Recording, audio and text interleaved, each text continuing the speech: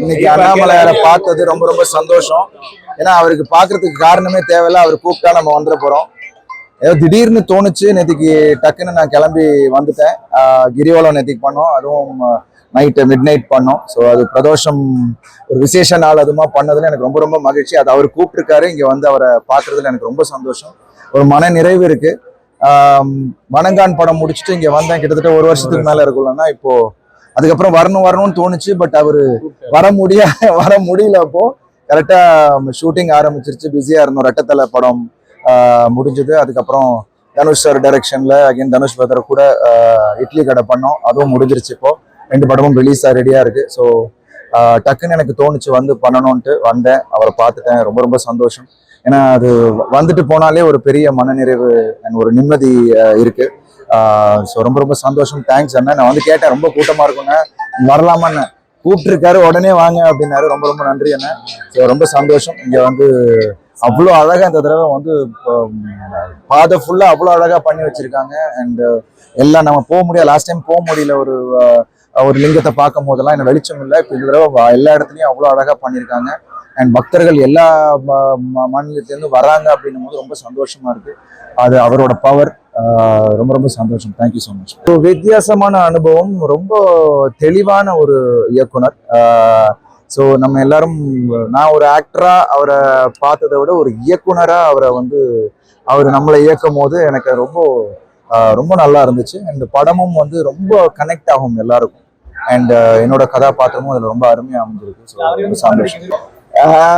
என்னை பொறுத்த வரைக்கும் அவர் என்கிட்டயும் சொல்லியிருக்காரு, பிரதர் நான் வந்து என்ன ஸ்கிரிப்ட் எழுதிக்கிட்டே இருக்காரு, அவர் அவ்வளோ ஹார்ட் ஒர்க் பண்ணிட்டு இருக்காரு. ஸோ அது பார்க்கும்போது நமக்கே ஒரு பெரிய இன்ஸ்பைரிங்காக இருந்துச்சு. அண்ட் நிச்சயமா அவர் இன்னும் நிறைய படங்கள் இயக்கணும், ஏன்னா நிறைய கதைகள் வச்சிருக்காரு. ரொம்ப ரொம்ப கிளியரா இருக்கிற ஒரு இயக்குனர். I think I'm very lucky. ஏன்னா நான் ராயன் பார்க்கும் போதே எனக்கு பண்ணணும்னு, அவர் கூட பண்ணணும்னு ஆசை. கரெக்டாக அந்த வாய்ப்பு அமைஞ்சுது.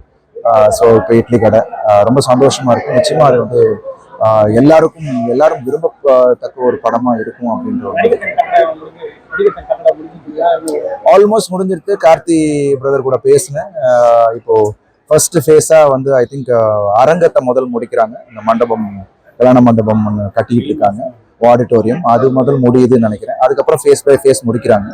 ஸோ ரொம்ப சந்தோஷம். அட்லீஸ்ட் நம்ம கனவு, நடிகர்களோட கனவு நினைவாகுது போது ரொம்ப சந்தோஷம். அது நிர்வாகிகளுக்கும் மற்ற எல்லாருக்கும், அதை உதவுன எல்லாருக்கும் என்னோட நன்றிகள்.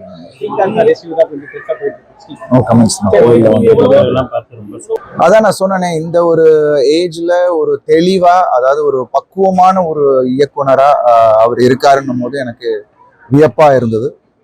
ஏன்னா அவரோட சிந்தனைகளும் அவ்வளோ தெளிவா இருக்கு.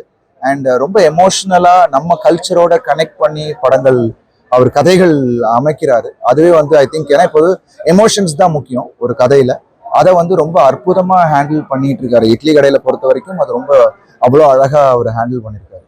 ஸோ ரொம்ப சந்தோஷம் அந்த படத்துல நடிச்சதுக்கு. அண்ட் ரெட்டத்தலை இப்போ நெக்ஸ்ட் ரிலீஸ்க்கு இருக்கு, திருக்குமரன் டைரக்ஷன்ல. ஸோ அதுக்கும் அண்ணாமலையாரை பார்த்துட்டு போனதுல எனக்கு ரொம்ப ரொம்ப சந்தோஷம்.